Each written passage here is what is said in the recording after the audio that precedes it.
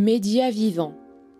Chaque mois, un ou une journaliste raconte sur scène une enquête inédite face à vous le temps d'une soirée, pour amener l'info là où elle ne va pas. Écolo cherche forêt à acheter, une enquête de Jean-Baptiste Moutet.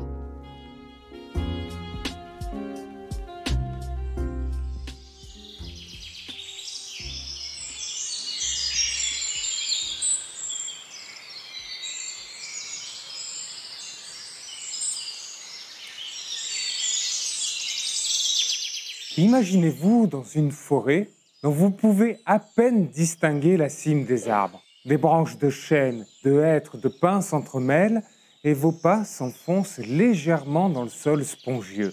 Une prairie, des biches, tout juste lèvent-elles la tête à votre arrivée. Vous replongez dans la forêt, vous vous frayez un chemin à travers les buissons. La lumière du soleil commence à percer entre les troncs massifs. Vous levez la tête, un vautour fauve et ses 2,50 m, ailes déployées, vous survolent. Le sol tremble, vos pas vous emmenez jusqu'à une vaste prairie, un troupeau de bisons déboule face à vous. Alors cette tentative d'immersion n'est peut-être pas de la science-fiction. 80% des forêts primaires, c'est-à-dire qui n'ont pas été modifiées par l'homme, ont été abattues au cours du dernier siècle à l'échelle mondiale.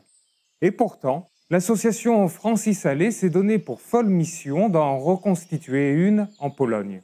Je vous ai parlé du vautour fauve qui planait au-dessus de nos têtes. Il avait quasiment disparu du territoire français dans les années 60 et protégé en 1972, puis réintroduit, compterait plus de 3000 couples aujourd'hui selon l'Adréal. Les bisons européens sauvages, vous pouvez en croiser dans les Carpates. Ils bénéficient de projets de réintroduction, que ce soit en Roumanie ou en République tchèque. Et enfin, les biches, si elles ne sont pas chassées, si elles ne sont pas perturbées par les activités humaines, elles n'ont aucune raison de vous craindre. Alors que ce soit par des mesures de protection ou par ce que l'on appelle la déprise agricole, c'est-à-dire quand des espaces ne sont plus cultivés, la nature peut reprendre ses droits. C'est du moins ce que soutiennent les partisans du réensauvagement, la traduction de rewilding en anglais. Le réensauvagement ou le rewilding, selon le Cambridge Dictionary, c'est protéger un environnement pour retrouver son fonctionnement naturel. Il ne s'agit donc pas seulement de préserver, mais aussi de reconstituer la nature. Et elle peut se reconstituer seule, c'est la libre évolution. L'organisation Rewilding Europe assure que sur l'ensemble de ces projets, 8,8 millions d'hectares, c'est pas rien, réensauvagent tout notre continent. Alors, protéger des territoires pour que la nature puisse reprendre ses droits, c'est pas une idée nouvelle. Les peintres impressionnistes, menés par Théodore Rousseau, sont parvenus à protéger une parcelle de 1000 hectares. C'était à destination artistique à l'époque et soustrait à tout aménagement. C'était en 1861 dans la forêt de Fontainebleau. On cite aussi souvent l'exemple de Yellowstone aux États-Unis, qui est le premier parc national. Il a été créé en 1872. Seulement 2% de ces 9000 km² sont aménagés. Yellowstone est souvent cité en exemple par les partisans du réensauvagement parce qu'on y a réintroduit le loup et ça a prouvé que par la réintroduction du loup, tout l'écosystème était rétabli. Alors, ce qui est nouveau aujourd'hui, c'est la méthode et l'ampleur. Ce sont désormais des hommes et des femmes qui s'unissent par des associations, qui participent à des fondations pour acheter des forêts et les protéger. Et pourquoi pas qu'elles parviennent à reprendre complètement ces droits. Ce ne sont plus des personnalités, des riches personnalités comme Douglas Tompkins. Je ne sais pas si vous le connaissez. Douglas Tompkins, c'est le fondateur des marques Esprit et North Face, et son épouse, Christine Tompkins, qui était la propriétaire de Patagonia. Tous les deux, ils ont commencé à acheter des terres dans les années 80, des parcelles en Patagonie, et ils sont parvenus à protéger plus de 800 000 hectares. À la mort de son époux, Christine Tompkins a remis une grande partie de ses propriétés chiliennes à l'État.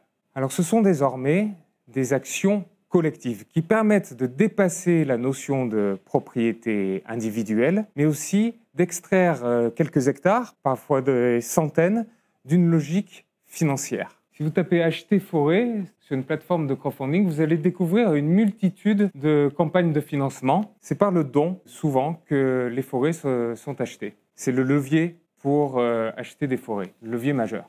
On peut citer de nombreuses associations, comme l'ASPAS, l'Association pour les protections des animaux sauvages, Forêts sauvages, et des fonds de dotation comme Forêt en vie ou la Terre en commun qui est souvent citée parce qu'ils tentent de racheter des terres à Notre-Dame-des-Landes. Et c'est aussi des anonymes qui utilisent cette fois leur propre épargne et qui achètent d'eux-mêmes des terres. C'est le cas par exemple de la metteuse en scène de Média Vivant. On l'a appris en réalisant cette enquête.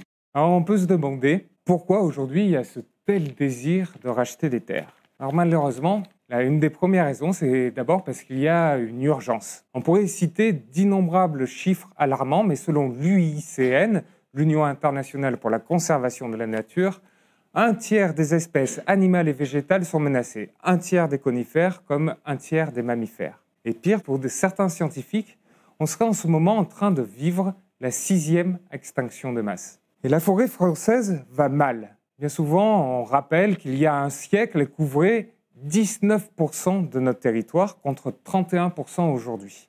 Mais la mortalité des arbres a augmenté de 80% selon l'IGN. Alors à quoi c'est dû cette mortalité? C'est d'abord dû aux sécheresses, aux incendies, aux maladies qui sont dues au réchauffement climatique. Et du coup, son rôle d'absorbeur de CO2, de puits de carbone, est menacé. Cette forêt, elle est aussi fragile. Elle est fragile parce que sur la moitié de sa surface, elle est cultivée en monoespèces. Et enfin, il y a l'État. Il y a une confiance qui est rompue en l'État, surtout par les partisans du réensauvagement. On peut, par exemple, citer les parcs. Il est autorisé de chasser dans les parcs régionaux.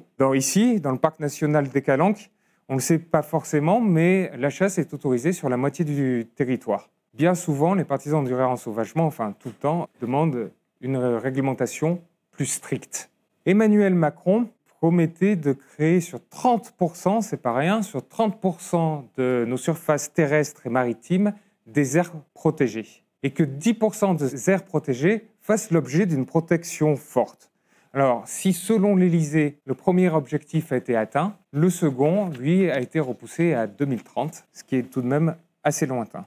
Alors, fer de lance du réensauvagement, l'ASPAS est connue pour son opposition aux chasseurs, qui lui rendent bien son animosité. Elle est soutenue par le journaliste Hugo Clément, que vous connaissez sûrement, et a pour porte-parole Marc Giraud, qui, vous vous en souvenez peut-être, avait une chronique à Coucou c'est nous sur TF1.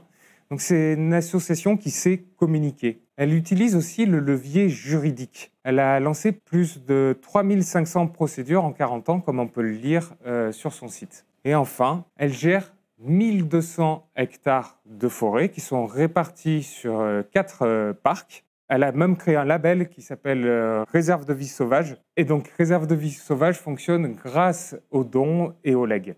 Et quand on demande à Marc Giraud sa conception de la libre évolution, il a ces mots. C'est bien simple, on ne fait rien. Alors avant de partir pour un reportage dans la plus grande réserve de l'ASPAS, dans le Vercors, qui fait à peu près 490 hectares, je vous propose d'accueillir, on va dire, les chantres du réensauvagement en France. Ce sont les piliers de l'association l'ASPAS et de Forêts sauvages, et ils ont écrit « Réensauvageons l'Europe ». Je vous propose d'accueillir Béatrice Crémer-Cochet et Gilbert Cochet. Bonjour, merci d'être venu ce soir. Donc vous venez de l'Ardèche, ça fait quand même une petite trotte jusqu'ici, donc merci beaucoup. Dans votre bouquin, Réensauvageons l'Europe, il y a 2 sentiments. Il y a à la fois le constat de l'état de notre nature, et sur ce point, on a de quoi ne pas être très optimiste. Et pourtant, votre ouvrage est très optimiste. Vous allez jusqu'à dire qu'on peut réensauvager jusqu'à 30 millions d'hectares en Europe. Pourtant, alors je me trompe peut-être sur le chiffre, mais en France, il y a seulement 1% aujourd'hui qui est en libre évolution. Du coup, la question est simple. Comment on fait? Il faut voir derrière les chiffres ce qu'on retrouve. Quand on dit qu'on peut retrouver sur l'ensemble de l'Europe 30 millions d'hectares libres et en réensauvagement, c'est tout à fait possible parce qu'il y a des tas d'endroits où il y a la déprise agricole qui s'est mise en place. Mais on ne peut pas comparer ces 30 millions d'hectares avec les zones préservées. C'est-à-dire, je prends un exemple dans le Massif central. Vous avez des tas de zones qui sont retournées à l'état sauvage, mais qui n'ont pas de statut. C'est-à-dire, ce n'est pas protégé, mais elles sont là. Donc, on a un petit chiffre de zones protégées. On est à moins de 1%. on voudrait arriver à 10%, mais bon, on est à moins de 20%. On est très en retard. Mais en même temps, il y a un côté optimiste qui fait qu'on voit comment se développe la nature. Elle a une capacité de résilience qui est absolument remarquable. Voilà, la forêt revient. Après, c'est au cas par cas. La forêt revient, il y a forêt et forêt. Il y a forêt et plantation. Donc nous, on est en Ardèche, par exemple, on est dans le Vercors aussi. On voit les forêts qui reviennent. On a des forêts qui ont une centaine d'années. Et puis, il y a un souci. Parce qu'il y a eu un fort exode rural en Ardèche. Voilà, tout à fait. Peut-être pour préciser, l'exode rural, il est dû à la découverte des énergies fossiles, charbon et pétrole. Et le retour de la forêt que tu as cité, Jean-Baptiste, donc on était effectivement le point le plus bas pour la superficie forestière en France, ça a été le milieu du 19e siècle. Donc on avait à peu près 12% du territoire qui était recouvert de forêt. Alors il faut savoir qu'après la sortie de la dernière glaciation, c'est 80% de l'Europe, et c'était le cas pour la France aussi, qui était recouvert de forêt. La fameuse forêt primaire dont il reste un petit lambeau témoin à Biélowieża, à cheval sur la Pologne et la Biélorussie. Et actuellement, on est à 30%. Et ce passage de 19 à 30%, c'est la découverte des énergies fossiles qui a permis, d'une part, d'utiliser moins de bois en tant que source d'énergie, moins de bois-énergie, remplacé par le charbon d'abord, le pétrole après. Et deuxièmement, ça a été le début du développement de l'ère industrielle, et on a eu besoin de main-d'œuvre en ville. Donc il y a eu une attraction des campagnes les plus défavorisées vers les villes.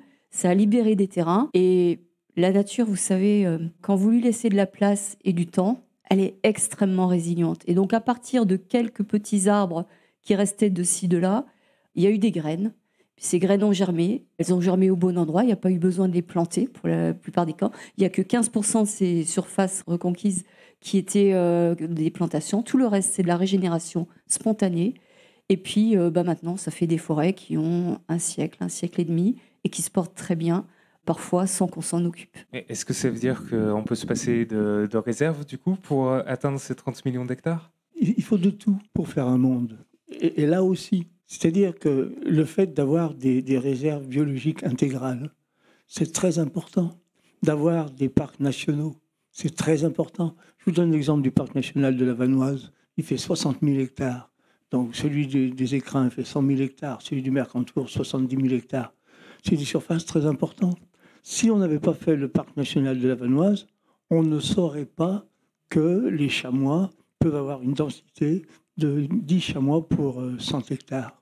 Et quand on a fait le parc national de la Vanoise, il y avait 300 chamois. Et puis on disait, il est très bien géré, parce que quand il y en a 400, on en tire 100, ça fait 300, puis 400, 300.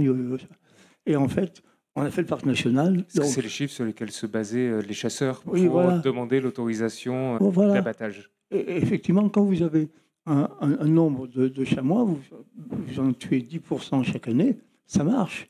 Mais enfin, 400, 500, 400, 500... Mais là, on a fait le parc national. Donc, on a arrêté de les chasser. Et puis, on s'est rendu compte qu'au bout d'un moment, il y en avait 1000. Alors, j'ai dit, mais c'est pas possible, 1000. Puis après, comme c'est un parc national, il y en avait 2000. Puis après, 3000. On se roulait par terre, ils vont tous mourir, ils vont tous être malades. Et voilà, on avait prévu des catastrophes. Et on est monté à 6000. Et à 6000, c'est resté à 6000 depuis des décennies. Parce que le chamois, quand il arrive à 10 chamois pour 100 hectares, il met en place un système que nous, on ne connaît pas du tout, absolument pas. C'est le planning familial. Alors, ne cherchez pas, hein, ça n'existe pas chez nous. C'est vraiment un truc pour les animaux. Et voilà pourquoi il faut préserver, et des sites totalement préservés, comme on a la réserve biologique intégrale du Vercors. On a 2500 hectares, on n'y touche pas du tout. Vous pouvez aller les visiter, c'est absolument magnifique. Et quand il y a le brame du cerf, ils viennent tous ici parce qu'ils ne savent pas qu'ils ne sont pas tirés, donc ils sont tranquilles. Je rajouterais simplement un petit détail justement pour l'efficacité de la préservation. Tu parlais tout à l'heure de la définition du rewilding, donc retrouver toutes les fonctionnalités d'un endroit, retrouver toutes les fonctionnalités, ça veut dire aussi retrouver tous les habitants qui habitent cet écosystème avec toutes leurs interrelations. Et pour que ça fonctionne, il faut des grandes surfaces. Et c'est pour ça que les parcs nationaux, par exemple, qui font 60 000, 100 000 hectares, c'est très important. C'est des zones sanctuaires indispensables pour que tout ça fonctionne. Mais après, si vous avez juste une surface qui est isolée, ça ne marche pas.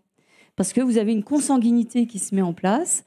Et ce qui est très important aussi, voilà, qu'il y ait des échanges entre ces sanctuaires. Et là, c'est hyper important parce que ces zones de corridor, c'est pas forcément un grand couloir. Parce que quand on dit corridor, on imagine le grand couloir. Ça peut être un petit îlot ici, un petit îlot là. Et les animaux sauvages peuvent progresser d'îlot en îlot s'ils sont pas trop loin les uns des autres. Et ces zones de corridor sont extrêmement importantes parce que c'est les zones où l'humain cohabite de la meilleure façon possible avec le sauvage, à ses activités, mais permet en même temps la circulation de la faune à proximité. Là encore, dites-moi si j'ai dit une bêtise, Laurie Walding se définit ou repose sur les 3 C, qui sont Corès, les noyaux, le cœur, les corridors, et aussi les carnivores, c'est-à-dire de reconnaître le rôle des prédateurs dans un écosystème. Comment fait l'ASPAS pour faire communiquer ces parcs, parce qu'il y en a en Bretagne, d'autres dans la Drôme? Est-ce que ce n'est pas des îlots finalement isolés? La réserve de vie sauvage de Bretagne, c'est un cas très particulier parce que c'est un cadeau en fait. C'est comme dans un conte de fées, c'est une marquise qui nous l'a offert. Elle avait 60 hectares. Elle a dit, bon voilà, moi j'ai envie que ces 60 hectares soient protégés le plus longtemps possible. Donc, je les offre à l'Association pour la protection des animaux sauvages.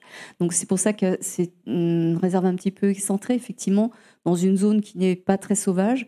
Elle est très importante parce que c'est une réserve faite avec de la forêt de bord de cours d'eau. C'est un petit fleuve côtier qui s'appelle le Légué.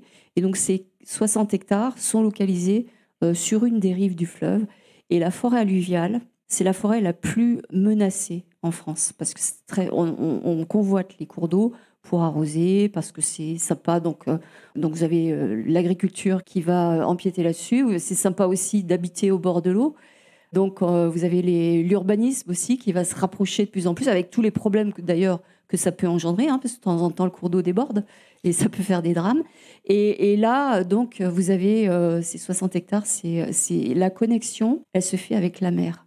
Et dans ce petit fleuve, c'est le saumon qui remonte. Et le fait d'avoir des zones de tranquillité dans lesquelles on ne touche pas, avec la frondaison des arbres qui fait de l'ombre, c'est important. La forêt alluviale, elle nous fait de l'eau propre, gratuitement. Et ça a été prouvé scientifiquement. Quand on fait des mesures du taux de nitrate et de phosphate en amont de la forêt et en aval, eh bien, le taux est plus élevé s'il y a des zones agricoles, bien sûr, parce que les nitrates, les phosphates, ça provient beaucoup, pas exclusivement, mais beaucoup des engrais chimiques qui sont mis en excès. Et donc, moins de nitrates et de phosphates à la sortie de la forêt. Pourquoi ? Parce que par leurs racines, comme tous les végétaux, ils puisent ces nitrates et ces phosphates, les arbres de la forêt alluviale, et ils en fabriquent, branchent leurs feuilles, etc. Et donc, vous n'avez jamais vu un arbre vous tendre la main en vous disant « Donnez-moi 10 €, je vous ai fait de l'eau propre ». Et ça, certaines villes d'Europe, et du monde d'ailleurs, l'ont très bien compris. Et Munich, notamment, a préservé toutes les forêts de pente des préalpes bavaroises. Et ça lui permet d'avoir, si vous allez sur le site de la ville de Munich, ils vous disent on a l'eau de la meilleure qualité au prix le plus équitable. Et le prix le plus équitable, j'ai regardé, là cette année, c'était à peu près 1,72 € ou 76 le mètre cube. Alors je ne sais pas combien c'est à Marseille, mais j'ai regardé par curiosité le prix moyen du mètre cube en France, c'est 4 € le mètre cube. Donc sans rien faire, les Munichois payent 2 fois moins cher que nous. Et à New York, ils ont fait la même chose avec les monts Delaware et Catskill qui sont au nord-ouest de la ville. Et donc là, en plus, l'eau coule par gravité. C'est 1 € le mètre cube. Alors ça peut varier un peu suivant le taux de change du dollar et de l'euro. Donc finalement, protéger, c'est pas seulement s'intéresser à la faune sauvage. C'est aussi faire un acte social parce que l'eau est un bien, l'eau potable est un bien absolument indispensable. Et est-ce qu'on peut imaginer des aires de réensauvagement qui vont des Pyrénées jusqu'aux Carpates, par exemple? Oui. On est parti d'un exemple donc, aux États-Unis, donc un programme d'un immense corridor, Eye to Eye, donc Yellowstone jusqu'au Yukon. Donc en Europe, eh bien, on a toute une chaîne de montagnes qui part de la cordillère Cantabrique en Espagne, Massif central, Pyrénées, Massif central, Alpes, les Balkans, et puis les Carpates. Et on peut même aller comme ça jusqu'au Caucase.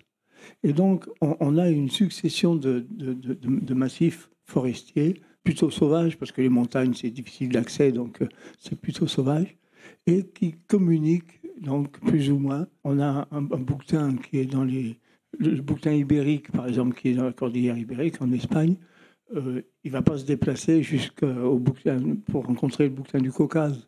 Mais on va avoir une succession d'espèces comme cela qui fait que ça va fonctionner. Ça, c'est du grand art. Mais c'est effectivement l'objectif, retrouver tous ces liens, donc tous ces corridors, qui fait que la faune, elle n'a pas de limite dans son expansion géographique.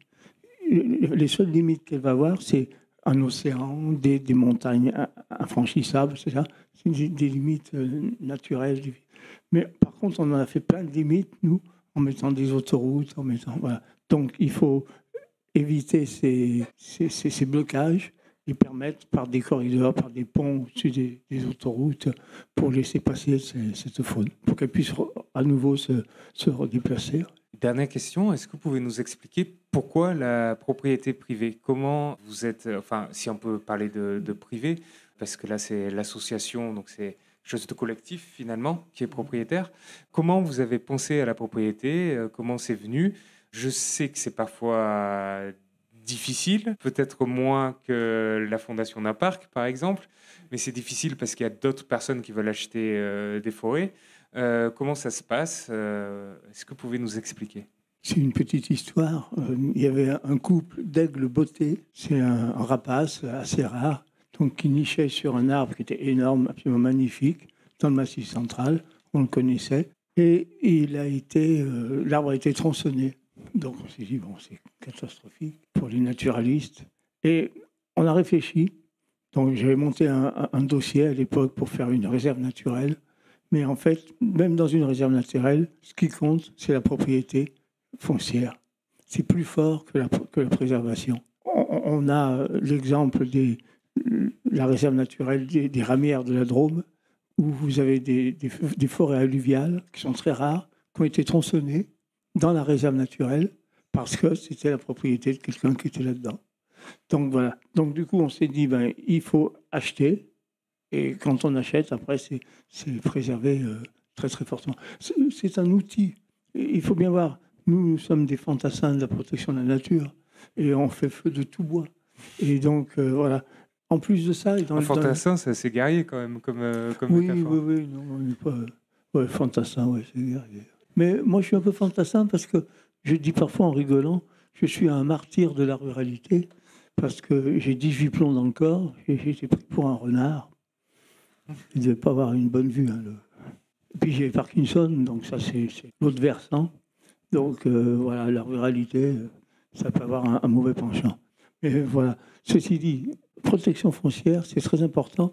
Et dans les territoires un petit peu perdus du Massif central, quand on achète des parcelles, nous sommes vraiment les petits Pères Noël de la ruralité. Parce que les gens sont là, ils ont 2-3 parcelles qui font à peu près donc, 1 hectare. Et donc, on leur achète. Donc, ils ont quelques parcelles. En moyenne, c'est 4-5 hectares par propriétaire. C'est des millions de propriétaires. Donc, un ami qui travaille à l'ONF m'a dit, si tu leur fais une proposition, c'est la seule proposition qu'ils auront de toute leur vie. Donc, quand on leur propose d'acheter leur terrain pour le préserver, ils sont ravis. Et puis après, ils nous disent, mais on pourra toujours ramasser les champignons. Je veux bien sûr. Après, il faut se limiter. Mais voilà. Donc, ça marche très, très bien.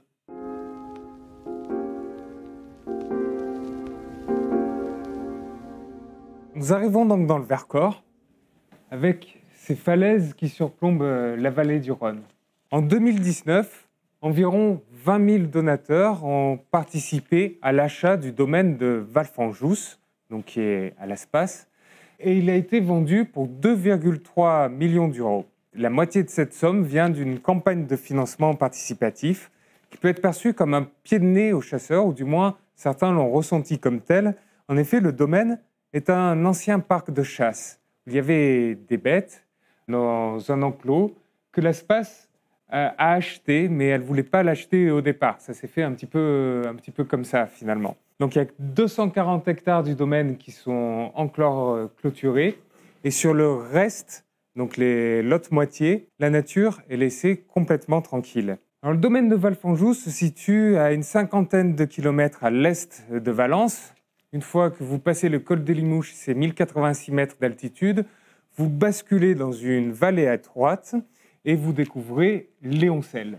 Léoncel et ses 46 habitants, son auberge qui était fermée en ce mois de février quand j'ai fait mon reportage, et aussi son gîte maintes fois recommandé par le guide du routard. Et lorsque vous parlez de l'espace à Léoncel, eh bien, vous risquez de ne pas vous faire beaucoup d'amis. À la mairie, quand j'ai prononcé le nom de l'association, on m'a répondu par un haussement d'épaule et un souffle faussement dissimulé. On m'a dit l'espace, on demande toujours l'espace, mais aux paysans, eux, on leur demande rarement leur avis. Alors, alerte, spoiler, si, on leur a demandé leur avis. Alors, au téléphone, la maire, Jacqueline Charve, n'est pour le moment pas très loquace. Elle m'a répondu, l'espace, ça va être court. Ici, tout le monde est contre. Alors, nous avons continué notre chemin. Et sur notre route, nous avons croisé de nombreuses barrières avec cet avertissement « chasse réservée ». Et il y a une barrière qui faisait exception. Il est écrit « chasse interdite ». À côté, il y avait un autre panneau « site sous vidéosurveillance 24 heures sur 24 ». On était à l'entrée de la réserve de vie sauvage du Vercors. Il y a un chemin qui est ouvert en fait aux randonneurs. Et régulièrement, on voit ce panneau avec un chasseur barré. La réglementation est stricte sur le chemin. On n'a pas le droit de camper, de faire de feu, de laisser ses déchets, de cueillir ou de pêcher. L'homme qui passe et qui ne laisse pas de trace a toute sa place. C'est pas de moi, c'est de Gilbert Cochet. Alors la libre révolution, elle porte ses fruits, mais discrètement. Alors la réserve de vie sauvage abrite de nombreux animaux, donc le cerf et l'af, des chamois, des chevreuils, des sangliers, bien sûr. Peut-être même que vous verrez le loup, parce que le Vercors abrite le loup depuis quelques années. Et si vous levez la tête, une nouvelle fois, vous pourrez peut-être voir des aigles royaux. La réserve est encore jeune, donc il est difficile de voir à quel point les espèces animales ont augmenté. Moi, j'ai grandi dans cette région, donc au pied du Vercors, à Chabeuil. Donc j'ai grandi à Chabeuil, et lors des balades en montagne, je croisais souvent des bêtes, des animaux, que ce soit des cervidés, des chamois, etc. J'en rencontrais souvent, mais ce n'était pas systématique. Là, lors de mes 2 jours de reportage seulement dans le Vercors, j'en ai rencontré à chaque fois que je prenais ma voiture. Et les rencontres n'étaient pas furtives. J'avais le temps de garer ma voiture, de prendre mon appareil photo, de sortir, de m'approcher pour que la biche, par exemple, décampe au moment où j'allais enclencher. Donc ces réserves sont connues des Dromois, de Valence jusqu'à Die. Et il y a de nombreuses rumeurs circulent à son sujet. Et les avis sont souvent négatifs. L'acmé de l'opposition entre les éleveurs, chasseurs et l'espace s'est déroulé le 21 août 2020. Il y a une manifestation qui était organisée dans les rues de Cré, c'est plus bas, de l'autre côté. Et le mot d'ordre était « non au réensauvagement des zones rurales ». Ce qui focalise l'attention de la Fédération des chasseurs de la Drôme, qui est surtout par son président, donc voilà, Rémi Gandy. C'est cet enclos de chasse dont on a un peu parlé. En effet, il y a cet enclos avec des bêtes, et l'espace ne peut pas les relâcher. Ces bêtes pourraient mettre en péril tout l'écosystème. Et pour Rémi Gandy, cet enclos ne serait pas assez étanche. Début 2022, l'espace est accusé d'avoir laissé échapper des cerfs Sika. C'est des cerfs qui avaient été introduits par le précédent propriétaire. C'est des cerfs qui viennent d'Asie. Et la préfecture a ordonné des tirs et des cerfs ont été abattus. Alors je dois ajouter qu'il y a une campagne de stérilisation qui est menée par l'espace. Et aujourd'hui, tous les cerfs Sika sont stérilisés, comme les 2 tiers des daims. Rémi Gandy poursuit sur un autre dossier, peut-être même un peu plus épineux, on va dire. Il nous dit qu'il y aurait des cas de maltraitance au sein de l'enclos. Alors en novembre dernier, il y a un article qui est paru dans le mensuel Le Chasseur français. Et dans ces colonnes, il dénonçait des cas de malnutrition, voire même de cannibalisme entre les sangliers. Et la journaliste se basait sur un rapport d'une réunion qui s'est donnée à Léoncel il y a un peu plus d'1 an. Et selon l'espace, ce rapport n'a jamais existé et elle poursuit le magazine pour diffamation. Alors j'ai moi-même appelé la maire, Jacqueline Charve, qui me dit qu'elle ne se souvient pas non plus que le terme de cannibalisme ait été évoqué lors de la réunion. Et surtout, il y a eu un contrôle vétérinaire. Il y a un extrait qui a été publié sur le site de l'espace. Je vais vous lire. C'est un contrôle qui a été réalisé le 7 juillet 2022. Nous n'avons pas décelé de signes directs ou indirects de mauvais traitement des animaux observés. Les animaux présentaient un bon état physique et un comportement normal ou en voie d'habituation à la présence humaine. Alors la préfecture nous a confirmé que le contrôle vétérinaire n'a pas révélé de cas de maltraitance et elle a même ajouté « ni avant 2022 ». Le sujet met tout de même mal à l'aise l'association parce qu'elle n'a été autorisée de nourrir les bêtes seulement fin 2021. En effet, dans la législation, et là encore j'ai recoupé avec l'ONF cette fois parce que j'avais du mal avec les textes juridiques, mais il est interdit de nourrir des animaux sauvages. Et dans ce cas, même les bêtes qui sont dans cet enclos sont considérées comme des animaux sauvages. Lors de la réunion à Léoncel, on a un peu parlé, il a été question seulement de maladies dont étaient victimes les sangliers. C'est de la métastrongyliose. Donc c'est comme une bronchite, ça se manifeste par une quinte de toux, mais ça peut entraîner la mort. Et tous les sangliers ont été vermifugés. Alors on voit qu'il y a des attaques, des contre-attaques entre les éleveurs et l'ASPAS.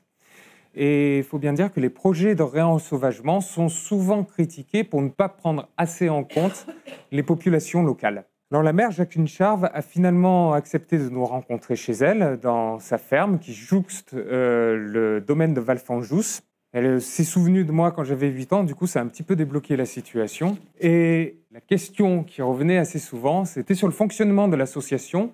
Et elle se plaint d'avoir des référents changeants avec l'ASPAS. Elle n'a jamais emprunté le chemin de randonnée qui est pourtant balisé et ouvert à tout le monde. Pour elle, la réserve du Vercors reste le domaine de Valfanjous, c'est-à-dire une propriété privée et interdite au grand public. Alors on va l'écouter, elle revient sur le domaine de Valfanjous et on va voir qu'il y a deux visions assez différentes de la nature. Nous, il y avait du pâturage quand même. Puis il y a une belle, vous verrez, il y a une belle bâtisse qui appartenait aux moines cisterciens, parce qu'on a une église cistercienne à Léoncel. C'était un beau domaine, Valfanjous. Vous en parlez au passé ? Ah oui, mais oui. C'est fini dans le sens que ça va se refermer, parce qu'avec la politique qu'ils ont, c'est rien toucher, laisser tout comme ça. Ça se referme très vite, hein, les pâturages. Et après, le bâtiment, comment ils veulent l'exploiter, ils vous diront. Hein. Puisqu'il y a un nouveau directeur, c'est qu'il y a sûrement des grandes idées. Ça fait mal à quelque part, parce que moi je le vois quand je marche, je le vois, tout ce domaine-là, ça va tout se refermer. Alors, il y a quelque chose d'intéressant, c'est que quand l'ASPAS voit une forêt qui revit, la mairesse, elle, voit un domaine qui se referme. Il faut bien dire que dans cette région, les agriculteurs, enfin les exploitants, ont gagné leur exploitation sur la forêt. C'est souvent un combat qui a duré plusieurs années. Quand je discutais avec eux, ils me disaient que pour eux, une prairie, c'est beau. Ça sonne peut-être comme une victoire. Donc Léoncel est étalé sur 4500 hectares, et pourtant sur ces 4500 hectares, il y a seulement 5 exploitations. Donc c'est une commune qui n'est pas riche, et elle perd des habitants. La mairesse a bien tenté d'acheter le domaine et a tenté de précéder l'ASPAS, mais c'était trop cher pour elle, pour la commune, et elle s'inquiète d'ailleurs de l'augmentation du prix du foncier. Avant de nous laisser, elle parlait de son voisin qui se nomme Valérie Vassal. Et elle disait à son sujet, le pauvre Valérie, il est tout seul dans la ferme. Cette terre lui revenait de droit à la limite, mais pas à ce prix-là. Alors on est allé chez Valérie Vassal. Donc Valérie Vassal, effectivement, habite sa ferme, surplombe le domaine de Valfanjous, ou la réserve du Vercors. Quand on arrive dans sa ferme, la nuit est en train de tomber. Il y a des chiens de chasse qui aboient gentiment à notre arrivée, des chats qui dégarpissent. Et il arrive chez lui dans sa cuisine, juste après avoir donné à manger aux vaches. Il a 50 vaches laitières qu'il élève en bio. Il dit qu'il nous gagne un peu plus de 1 000 € grâce à son exploitation et qu'il vit grâce aux subventions. Et son épouse ne travaille pas là, mais à 20 km d'ici. Il a 3 enfants, Valérie Vassal. Tous s'intéressent pour reprendre sa propriété. Il y en a une qui s'intéresse plutôt aux chèvres qu'aux vaches. Et bon, on sent que Valérie Vassal, les chèvres, c'est pas trop son truc. Lui, en fait, s'il avait pu reprendre le domaine, il aurait pu peut-être l'exploiter et ça aurait donné la chance à ses enfants de aussi reprendre l'exploitation. Alors, avec son frère, Alors, c'est toute une famille qui habite dans le coin. Son frère, qui est Patrick Vassal, il est aussi le président de l'association communale de chasse. Ils sont tous les deux ouvertement opposés à la réserve.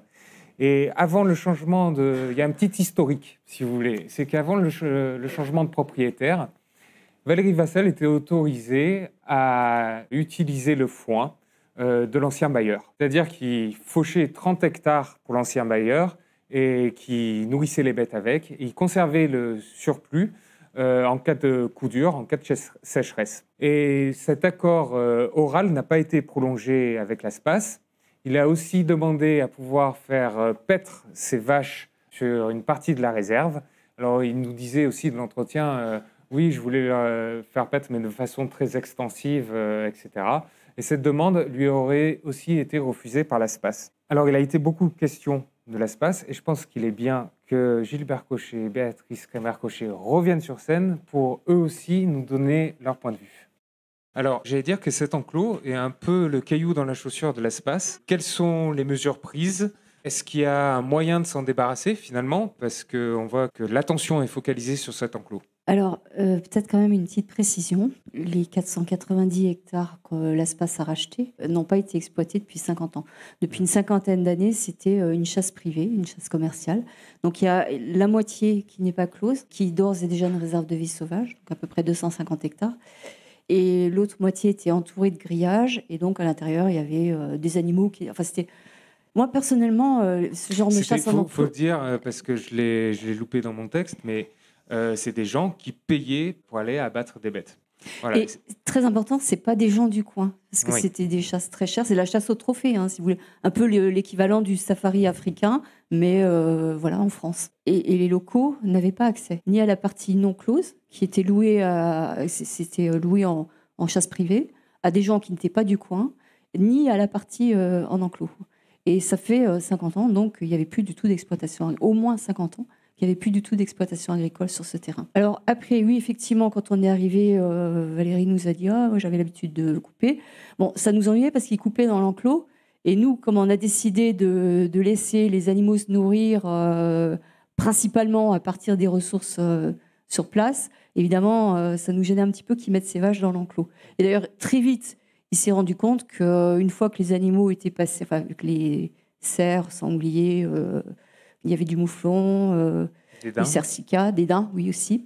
Une fois qu'ils étaient passés, en fait, il n'y avait plus rien pour les vaches, quoi. Et donc, il s'est rabattu sur la partie non close, où il y a des parties un petit peu ouvertes, et il nous a dit bon, j'aimerais bien mettre mes vaches là. Alors, on s'est regardé, puis on s'est dit bon, ça pourrait éventuellement se négocier. Mais il a reconnu, lors de mon entretien, il disait Gilbert Cochet n'était pas contre. Pourquoi on s'est dit ça, bien que bon, c'est pas tellement, disons, dans l'idée de la libre évolution, c'est que simplement dans le Vercors et dans une grande partie de la France, il y avait la vache sauvage qu'on appelle le roc, et on s'est dit, puisqu'on est dans les fonctionnalités, peut-être il y a plus de roc maintenant, tous les aurochs ont disparu malheureusement, et donc on s'est dit peut-être que quelques vaches en densité pas trop importante, ça pourrait faire la fonctionnalité écologique de l'auroch. Donc on s'est dit pourquoi pas. Mais on lui a dit, écoutez, Valérie, nous, on veut bien faire un effort, mais vous, il faut que vous montriez que vous allez aussi dans le sens de l'espace. Donc, alors, parce que j'ai quand même oublié de vous dire, parce que là, on a l'impression que c'est le pauvre agriculteur, il possède quand même 100 hectares en propre. Il est propriétaire de 100 hectares. Donc, et il y a 2 prairies, notamment, qui sont un peu en enclave dans notre partie libérée. Et on lui a dit, écoute, Valérie, donnant, on te laisse quelques semaines pour tes vaches en complément. Mais toi, tu arrêtes de chasser dans tes prairies parce que nous, on est une association où on demande qu'il n'y ait pas de chasse, quoi. Donc il a réfléchi, puis il a dit non, finalement, je préfère continuer de chasser, puis tant pis pour les vaches, je me débrouille autrement. Mais dans les programmes de réensauvagement, là, on a cité l'exemple de l'ASPAS, il est souvent question des populations locales. Comment on fait, enfin peut-être que l'ASPAS aussi projette des projets ou une méthode pour allier davantage les locaux à ces projets. Disons que l'exemple de la Drôme, l'exemple de l'île de la Platière, c'est les réserves naturelles. On fait la réserve naturelle, puis on va voir les propriétaires et voir s'ils sont d'accord pour faire acheter leur terrain. Mais c'est jamais, c'est pas opposable, ça. Donc, il n'y a pas d'enquête d'utilité publique, on peut pas le...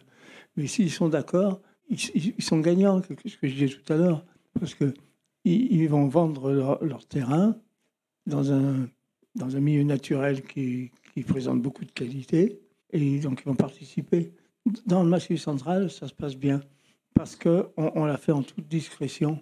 Et donc, à chaque fois, il y a... Même au domaine de Paris, qui a une autre réserve de l'espace, ça se passe très bien avec les locaux. Bien sûr, bien sûr. Peut-être quand même préciser que le Grand Barry, c'est une acquisition beaucoup plus ancienne, c'était en 2012. Donc, il s'est passé quand même plus de 10 ans. Et quand on a acheté le Grand Barry et qu'on n'a pas noté pour dire plus de chasse, il y a quand même eu une opposition locale des chasseurs. Et puis, petit à petit, les populations ont changé, il y a des néo-ruraux qui sont arrivés. Les mentalités ont changé aussi. Ils ont créé une école Montessori, ce qui n'était pas imaginable au moment où on a acheté. Et donc, avec le temps, les relations se sont apaisées. Et quelque part, on s'est dit que pour le domaine de Valfanjouz et Léoncel, si on laisse un peu de temps au temps et qu'on ne remet pas sans arrêt le couteau dans la plaie, peut-être que là aussi, alors ce sera sans doute plus long, parce que ça a été moins discret comme acquisition et...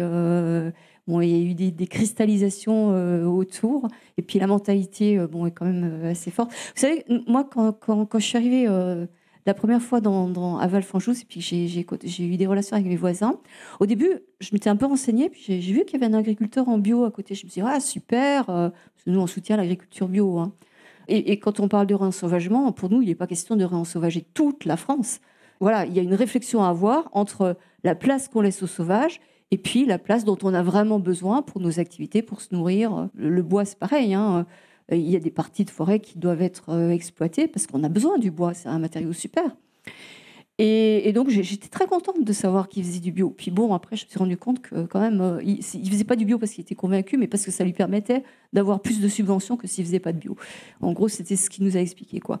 Et puis, en commençant à côtoyer donc ces gens de Léocel, la mairesse, c'est la cousine de Valérie Vassal. Hein. Ça explique aussi peut-être une prise de position très, très ferme en faveur de quelqu'un qui est de sa famille.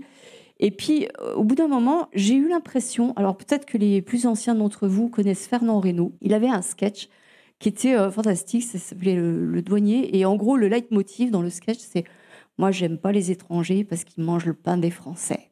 Puis c'est comme ça tout le long. Et apparemment, il y avait un étranger dans son village, alors il décrit ça. Puis à un moment donné, il y a l'étranger qui vient le voir et puis qui lui dit écoutez, moi je comprends pas pourquoi vous êtes tellement les étrangers, c'est des gens comme vous, tout le monde peut vivre ensemble, il suffit que chacun mette un petit peu du sien. Puis l'autre il disait non, j'aime pas les étrangers, ils mangent le pain des Français. C'était toujours ça. Puis au bout d'un moment, l'étranger en a eu marre, il est parti. Et la fin du sketch est truculente parce que Fernand Reynaud il dit depuis que l'étranger il est parti dans le village, on mange plus de pain. Il était boulanger. Il y a aussi autre chose qui vous est reproché, c'est une sorte de... qui est revenu justement quand je parlais avec Rémi Gandhi, c'est une sorte aussi d'élitisme, ou du moins c'est parisien, par exemple, qui revenait assez souvent. Quand on dit qu'ils viennent d'ailleurs, ou les étrangers, je dirais qu'il y a aussi peut-être une défiance envers une culture qui est différente et aussi des habitudes qui sont différentes. C'est pas forcément négatif non plus. Par exemple, est-ce que vous êtes allé expliquer à ces locaux ce que vous faisiez? Parce que vous êtes souvent taxé justement de parisiens ou intellectuels. Est-ce que vous leur avez aussi expliqué finalement?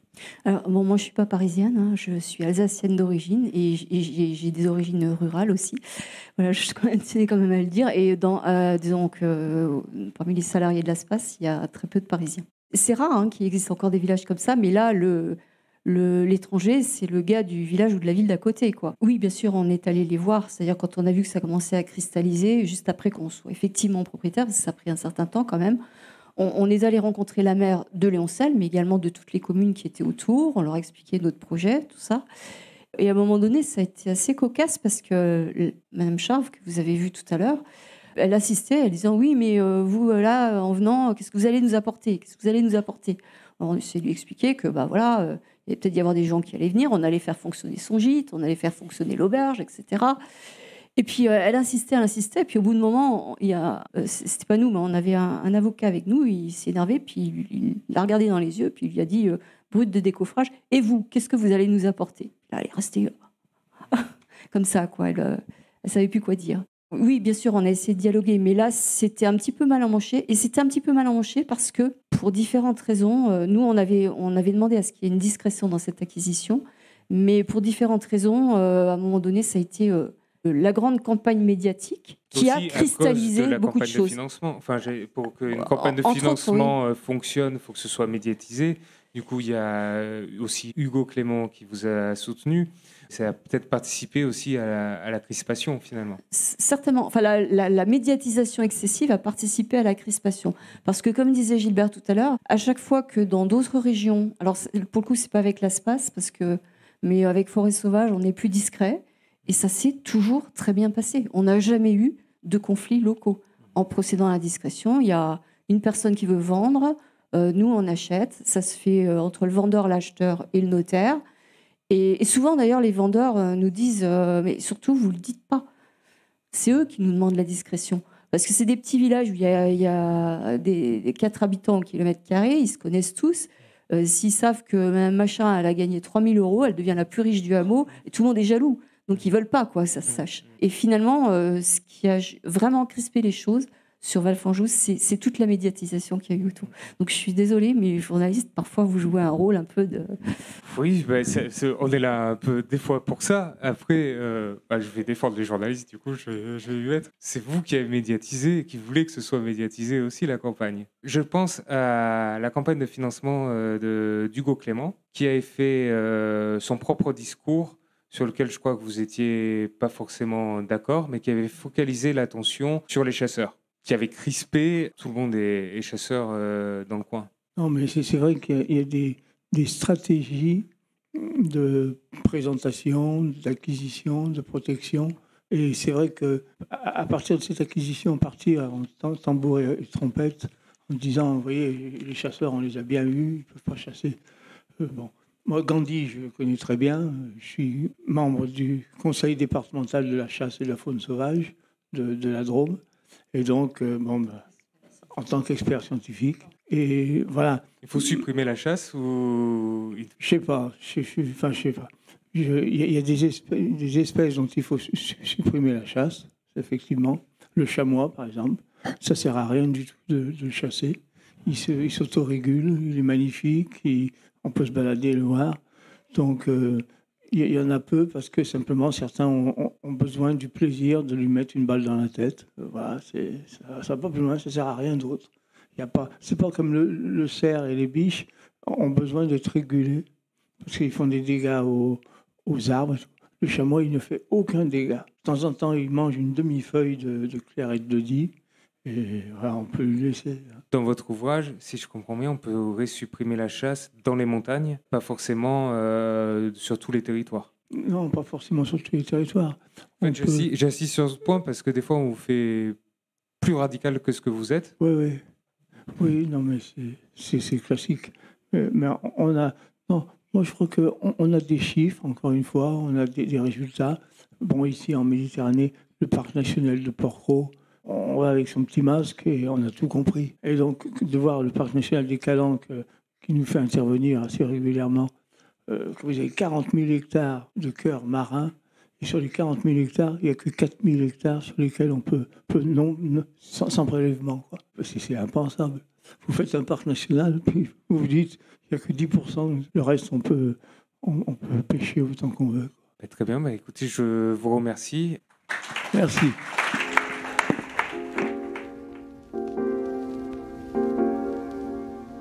Alors, un des enjeux est de ne plus voir la nature comme un stock de richesses exploitables et aussi de parvenir à allier les locaux. Alors, on s'est intéressé à un petit fonds de dotation qui s'appelle Forêt en Vie.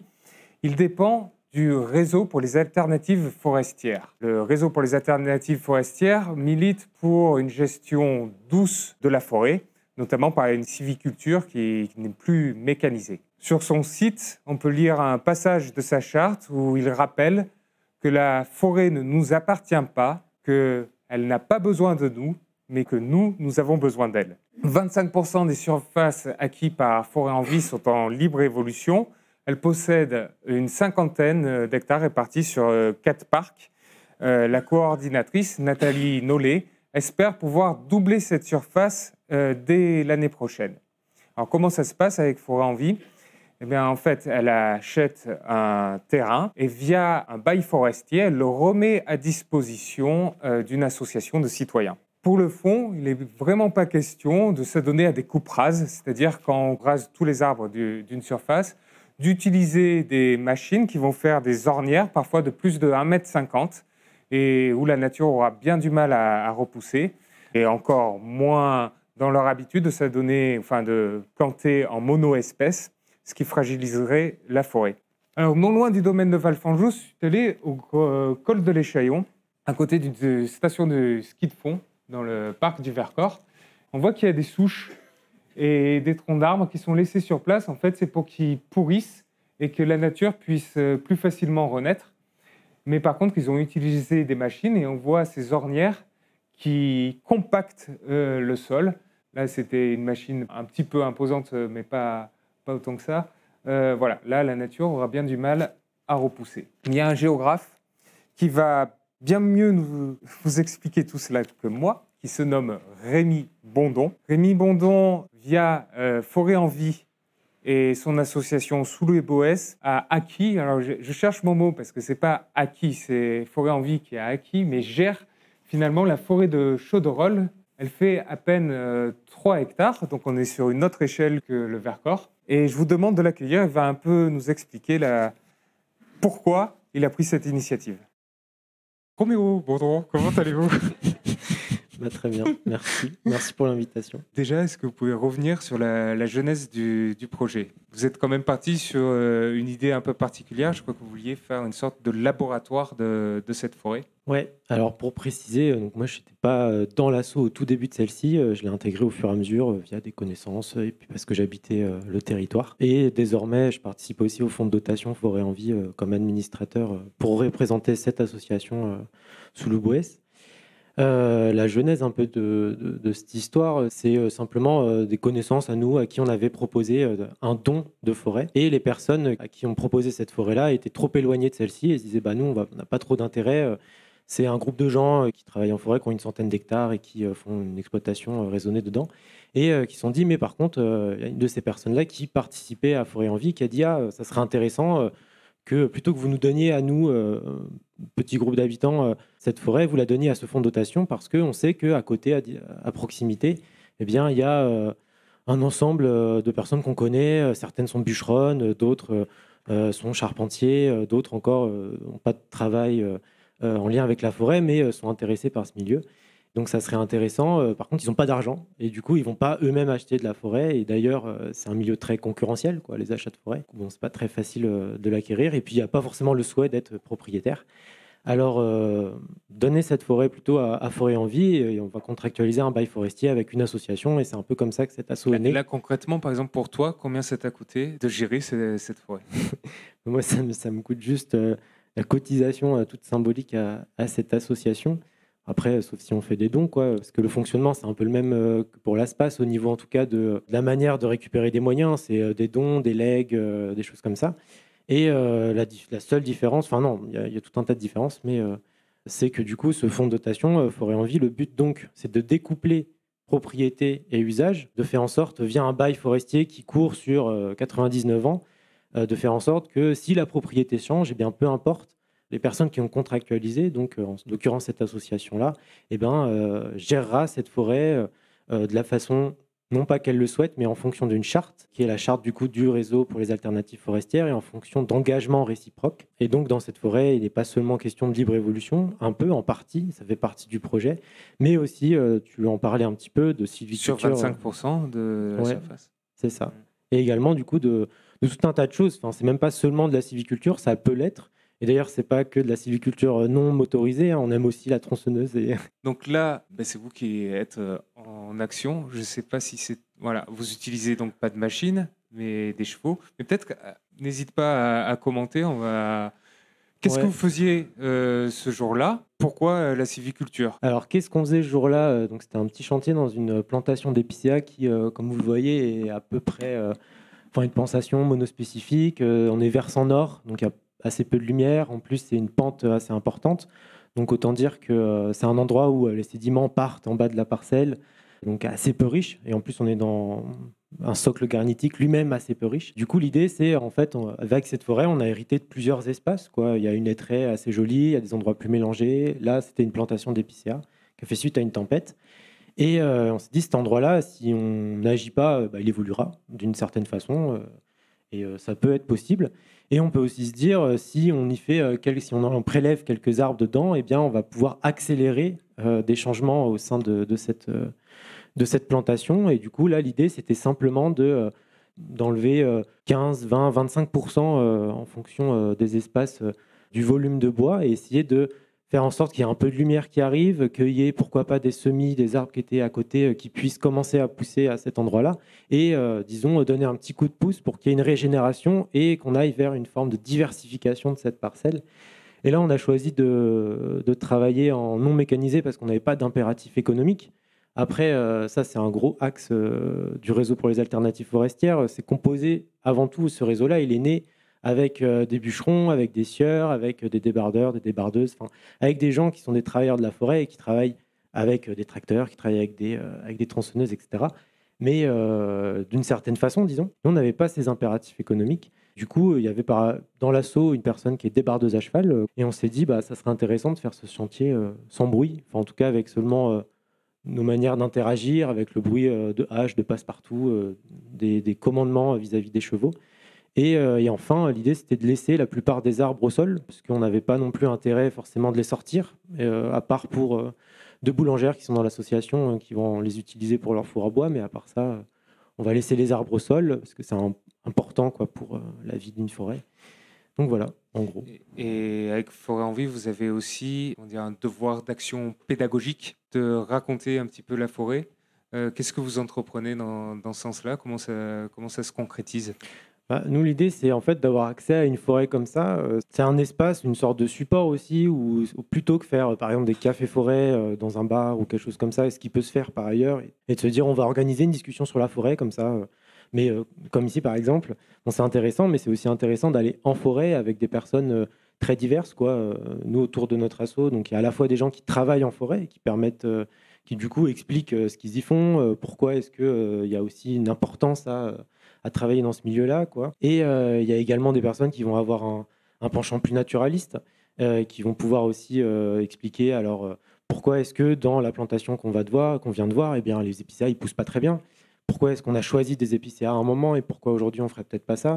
Pourquoi est-ce que dans tel endroit de la forêt, finalement, c'est assez peu sonore, alors qu'à d'autres endroits, ça l'est beaucoup plus? Pourquoi est-ce qu'ici, il y a des trous de blaireaux et ici, il n'y en a pas? Enfin, voilà, l'idée, c'est essayer de prendre cet espace qu'on nous accorde, quoi, de façon contractuelle avec Forêt en Vie, comme un support auquel on a assez peu souvent accès. Enfin, on a accès beaucoup à plein d'espaces forestiers, mais finalement aussi d'avoir un peu une focalisation sur ces quelques hectares. 3,6 hectares, c'est la moyenne dans le Massif central, c'est assez peu.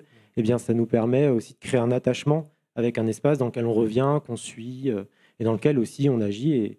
Et là, ce chantier forestier, ça a créé un attachement supplémentaire de se dire, on a travaillé dans cette forêt ensemble, et on va pouvoir voir c'est quoi les effets de cette action aussi. Alors, vous me l'aviez un peu décrite lors de notre précédent entretien, mais est-ce que vous pourriez décrire pour tout le monde votre forêt rêvée? En gros, une forêt rêvée, disons, pour moi, ce serait une forêt très diversifiée, avec des essences qui n'auraient pas forcément nécessairement été plantées, mais bon, après tout, pourquoi pas. Une forêt diversifiée en âge, une forêt diversifiée en taille, et une forêt diversifiée également en type d'essence, mais une forêt diversifiée qui correspond au territoire dans lequel on se trouve. Donc là, on est dans le Massif central. Souvent, l'aspect des forêts qu'on décrit, les forêts, disons, qui pousseraient après une déprise agricole, par exemple, on irait assez vite, au bout d'une centaine, 150, 200 ans, vers une hêtraie sapinière, c'est-à-dire une majorité de hêtres et de sapins, parce que c'est des espèces des espèces d'ombre, qui vont tranquillement pousser à l'ombre d'autres espèces et qui vont s'imposer à un moment. Du coup, cette forêt, pour moi, c'est pas seulement un ensemble d'arbres, même si il est très diversifié, c'est une forêt bruyante plutôt d'animaux, divers et variés. C'est une forêt avec du bois mort au sol, c'est une forêt avec de la mousse, avec un peu de roche, pourquoi pas. Enfin, ça, c'est juste un trait personnel parce que j'aime bien. Et enfin, c'est une forêt bruyante parce qu'il y a des personnes qui l'habitent. Du coup, pour moi, une forêt idéale, c'est pas nécessairement une forêt qui est inhabitée ou que seulement on la traverse. C'est aussi une forêt qu'on peut habiter de diverses façons, en construisant une cabane dedans, ou bien en allant faire des affûts pour observer les animaux, ou encore en faisant des chantiers, pourquoi pas, de sylviculture, comme on l'a fait ici. Ben, merci beaucoup.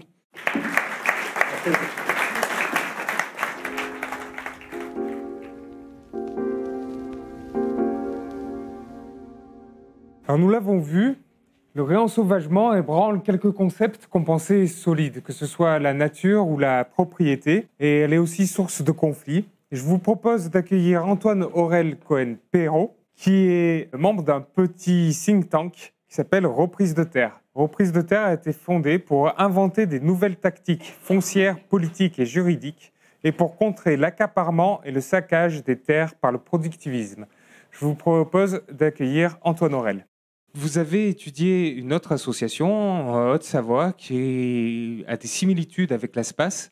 J'aimerais bien que vous me racontiez un petit peu cette étude. En fait, moi, je suis allé du coup faire un terrain de recherche pendant 4 mois en Haute-Savoie, près de Thônes, la commune de Thônes, dans une petite vallée forestière qui s'appelle la vallée de Montremont. Et je suis allé voir l'association Forêt Vivante, qui est composée de quelques personnes qui habitent les lieux depuis 5-6 ans et qui ont eu envie d'acheter du foncier forestier pour y développer des pratiques de gestion douce, donc de sylviculture comme Roméo en a parlé, et de réensauvagement, donc avec ce qu'ils ont appelé des réservoirs de biodiversité. Peut-être pour contextualiser un petit peu la raison pour laquelle je suis allé les voir, c'est que, donc, vous l'avez dit, je fais partie d'un collectif qui s'appelle Reprise de Terre. On n'a pas l'impression de dire que c'est un think tank, mais voilà, c'est un collectif assez divers qui s'est formé autour de la question foncière en France. Et en fait, moi, j'ai fait partie d'un des groupes d'enquête de ce collectif-là, précisément sur la question du réensauvagement et des conflits qu'il y avait entre l'usage et la protection des terres, et qui a d'ailleurs pris son origine, son élan, son dynamisme dans le cas qui est devenu presque un cas d'école de l'ASPAS et du domaine de Valfranjous, parce qu'on essayait de se dire un peu, en fait, ok, il y a des tensions entre, et même des tensions historiques, mais en fait, l'ASPAS, cette acquisition de l'ASPAS est devenue un peu le symbole des conflits historiques qu'il y a entre le monde de la paysannerie et le monde de la conservation de la nature. Et dans l'association Forêt Vivante, a priori, qui essayait justement de joindre un petit peu ces deux aspects-là du travail territorial et écologique, et j'ai vu qu'il y avait quelque chose qui était intéressant et surtout qui était à l'initiative d'un collectif d'habitants et d'habitantes des territoires et qui du coup pouvait poser la question d'une autre manière, donc c'est-à-dire et du coup poser la conflictualité d'une autre manière, puisque c'était, en tout cas justement a priori, des personnes qui sur leur territoire ont envie de proposer des sujets de réensauvagement, des mises en réensauvagement de territoire. C'est-à-dire, il y a une opposition entre qui et qui exactement? Ça, c'est venu un petit peu après, en fait. Mais nous, on avait l'impression, avec Reprise de Terre, puis moi sur le terrain, je suis arrivé un petit peu sur le terrain en me disant, bon, c'est forcément une association assez chouette, assez réglo, en tout cas qui va nous donner des billes pour comprendre un petit peu les situations foncières, etc. Sauf que, finalement, quand je suis arrivé sur le terrain, j'ai vu qu'elle était assez mal accueillie. En tout cas, on en parlait avec un petit peu de méfiance, voire de colère, etc. Et finalement, en fait, cette association s'est avérée un petit peu ambigu sur, d'une part, ses intentions sur le papier, donc voilà, d'avoir cette forêt-là, etc. Et de l'autre, la mise en application de ce projet-là et ses moyens, En fait, elle était ambiguë sur l'intervalle entre les moyens et les fins. Ce qui s'est passé, c'est que, en fait, l'association, assez vite, a mis à l'épreuve les habitants et les habitantes de la vallée. Mis à l'épreuve, c'est-à-dire concrètement, comment ça se... Justement, en fait, il y a eu un point de conflit, en fait, qui s'est créé autour du foncier forestier. Et du coup, le fait d'acquérir, même si c'était collectivement, même si c'était de manière citoyenne, etc., du foncier forestier dans une vallée, j'en ai pas parlé, mais qui est en fait très protégée, qui est remplie à 90% de forêt, qui est en plus composée d'une forêt qui a été dévaluée à différents niveaux par son histoire. Et du coup, de voir en fait cette association qui d'un coup, pour la plupart de mes interlocuteurs, ont privatisé un bout de forêt, c'était en fait, donc déjà pourquoi est-ce qu'ils font ça? Qui sont ces gens? Et en fait, ces gens-là, voilà, ils sont issus plutôt du milieu urbain, de la ville d'Annecy, ils y travaillent encore, etc. Et donc, il y avait dès le début une méfiance quant à l'origine sociale, on va dire, des personnes qui ont eu l'idée de se faire ce projet-là, et qui, du reste, n'étaient pas directement, voire pas du tout reliés à la culture forestière du lieu, quoi. Enfin, quand je dis culture forestière, c'est toute l'histoire de l'usage de la forêt qu'il y a eu au cours des siècles, et notamment jusqu'à un petit peu le grand tournant qu'il y a eu après la guerre au XXe siècle, etc. Puisque la forêt, dans ce coin-là, mais dans beaucoup d'endroits, et surtout les milieux montagneux, était en fait, le bois servait à tout, quoi. C'est vraiment, on en faisait usage, tout le monde savait en faire usage, tout le monde possédait quelques arbres, quelques terres, etc. Et les gens étaient connectés en permanence avec les manières de faire avec la forêt, quoi. Bah, du coup, je voulais un petit peu rebondir sur, sur la propriété individuelle. La propriété individuelle, ça peut être perçu comme un pilier du capitalisme. Est-ce que finalement, acheter des terres pour les protéger, ça découle d'une vision libérale, ou est-ce que ça provoque même des réticences? Je pense à Confédération paysanne pour d'autres raisons aussi, qui s'oppose au réensauvagement. Est-ce que ça peut créer une opposition avec un public de gauche? Bah, y a un peu plusieurs questions, mais je pense que alors la propriété, c'est de droite. Je sais pas, mais en tout cas, ce qui est sûr, c'est que si on prend la question de la propriété avec une dimension historique, on peut parler de plusieurs choses, mais si on parle des milieux de la conservation, par exemple, c'est sûr qu'il y a des racines coloniales, enfin au réensauvagement de terre, mais je parle du XVIIIe siècle, hein, juste après l'esclavage. Il y a donc une vision assez fantasmée de ce que serait une nature vierge, privée de ses habitants, etc. Et une vision à tort qui incriminerait les populations locales de ne pas savoir gérer son environnement, quoi, pour le dire un peu grossièrement. Donc voilà, et là il y a une première version de ce que la propriété peut être en lien avec des problèmes environnementaux. Une deuxième définition qui me vient, c'est tout le mouvement des enclosures qu'il y a eu en Angleterre, et puis ça s'est étendu en Europe et ailleurs, et qui justement ont fait de la propriété quelque chose qui a à voir avec le droit privé, ce qui n'était pas forcément le cas avant. Donc en fait, la propriété en soi n'est pas problématique, mais là, c'est justement son historiographie et l'usage qu'on en fait qui vont la faire devenir quelque chose. Et en l'occurrence, les enclosures ont privé les populations paysannes locales qui géraient leurs terres en propriété collective, donc en commun, quoi, et les ont expropriés et ont privilégié le droit privé sur ces mêmes terres-là. Et aujourd'hui, tout ça, évidemment, ça a mené à la définition commune du droit sur la propriété, qui est de pouvoir abuser, abuser, en mettre de la chose. Et donc c'est donc le sujet qui a le plein pouvoir sur la chose. Sauf que, justement, ça, c'est aussi controversé. Enfin, il y a des écrits qui parlent de ça. Mais est-ce que les associations ici ne sont pas en train de faire des communs, c'est-à-dire une propriété qui échappe aux propriétés individuelles, c'est une propriété collective? Bah justement, ça, c'est un peu le troisième version de la propriété. Et c'est pour ça que c'est un point un peu nodal de la situation foncière française aujourd'hui, c'est que devant une insatisfaction partagée de l'inattention et de l'inefficacité des États et des instances décisionnelles en matière de politique de la nature, on va dire, que ce soit la conservation, la gestion de la sylviculture, l'agriculture intensive, etc., se mobilisent tout un tas de groupes, des associations, des collectifs, de personnes, de citoyens, d'habitants et habitantes des territoires, qui finalement se disent, OK, en fait, qu'est-ce qu'on a, qu'est-ce que vous disiez tout à l'heure, qu'est-ce qu'on a comme outil à notre disposition pour être efficace dans ce monde-là, sans attendre le recours des institutions? Et ben, il se trouve que la propriété privée, ça marche quand même plutôt pas mal. En tout cas, c'est difficilement attaquable.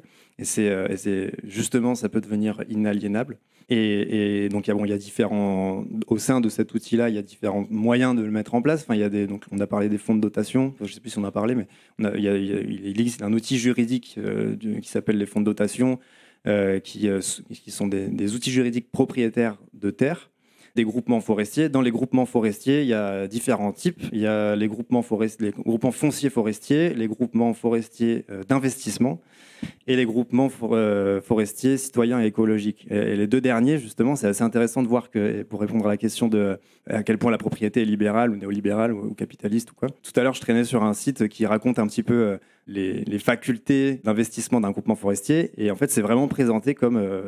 et là, je cite la phrase, comme un actif réel durable, avec tout un tas un listing d'opportunités pour voilà, être défiscalisé à hauteur de 25%, avoir des aubaines sur les frais de succession des parts sociales, puisque les groupements forestiers fonctionnent comme des sociétés civiles immobilières. Donc c'est un système de parts.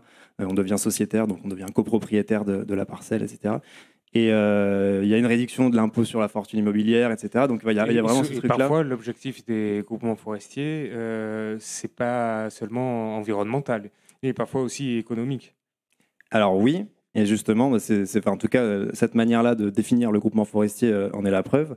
Après, j'ai l'impression que quand même, c'est pas la majorité des personnes qui se disent je vais investir dans la forêt, non seulement parce que c'est pas très intéressant d'investir dans la forêt, mais surtout parce que c'est peut-être un peu moins connu que d'avoir des parts à droite à gauche. Mais ce que je voulais dire, c'est surtout que la mobilisation citoyenne s'empare du droit de propriété pour, et là j'emprunte une formule à Baptiste Morisot, pour le retourner contre lui-même. Il y a un peu cet effet-là de en fait, la propriété privée aujourd'hui, c'est quelque chose de privatif, non seulement parce qu'il a privatisé les gens de leur territoire, mais aussi parce qu'il privatise sa propriété des autres, et enfin du droit qu'en ont les autres.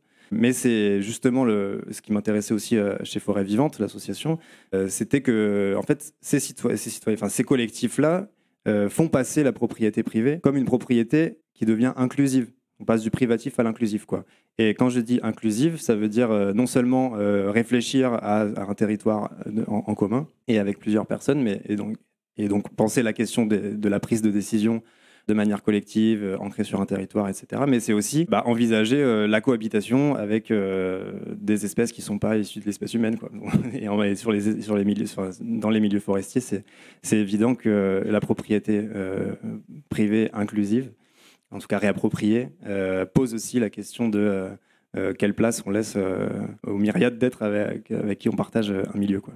Dans les initiatives d'occupation foncière des espaces, même si elles sont à première vue écologiques, citoyennes, critiques, il peut y avoir des surprises. Et en fait, pour faire aussi écho à ce que vous avez dit tout à l'heure, la question de l'inclusivité sociale, la question de la diplomatie locale, la question de juste la stratégie et du discernement quand on arrive sur un territoire, c'est pas du tout à charge, mais c'est moi ce qui s'est passé sur mon terrain. C'est aussi, en fait, c'est vraiment trop bête de passer à côté des alliances qu'il y a avec les gens qui habitent les territoires, comme l'Office national des forêts, les communes forestières, pourquoi pas les chasseurs. Tous les chasseurs ne sont pas dangereux. Il faut faire aussi attention à ça, et il peut y avoir de l'ambiguïté là-dedans aussi. Merci beaucoup.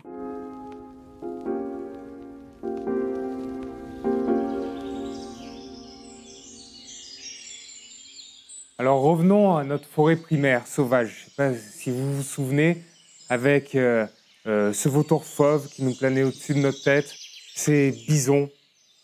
Nous avions pris le temps de la contempler, et finalement, est-ce que l'on n'était pas de trop ? On se rappelle que lors du confinement, les chants des oiseaux que l'on entend là avaient remplacé les bruits de moteur, et que les animaux sortaient au grand jour. En temps normal, ce sont eux qui sont confinés, vigilants à chaque instant. Alors on peut se demander peut-être si ce n'est pas à nous d'être plus discrets. Il y a un exemple qui démontre le contraire, c'est Yellowstone. À Yellowstone, quand le loup a disparu, les herbivores sont restés beaucoup plus longtemps le long des points d'eau. Ils ont pris le temps de brouter l'herbe. Ça a favorisé l'érosion et ça a mis en péril le mode de vie de certaines espèces comme celui des castors. C'est une fois que le loup a été réintroduit que tout l'écosystème a été régénéré comme nous l'avons vu. Peut-être que maintenant, c'est à nous de comprendre quelle est notre place dans la nature. Merci à vous.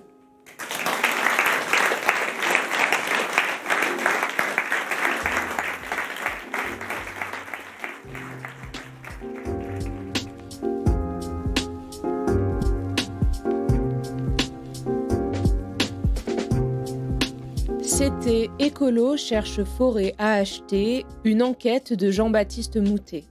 Rendez-vous le mois prochain. Par des témoignages d'évacués de Gaza et de déplacés, cette nouvelle enquête racontera ces vies arrachées à leur terre. N'hésitez pas à parler de notre projet autour de vous et à nous donner des étoiles. Et n'oubliez pas, l'actualité se raconte aussi dans notre newsletter. L'inscription est gratuite depuis notre site internet mediavivant.fr.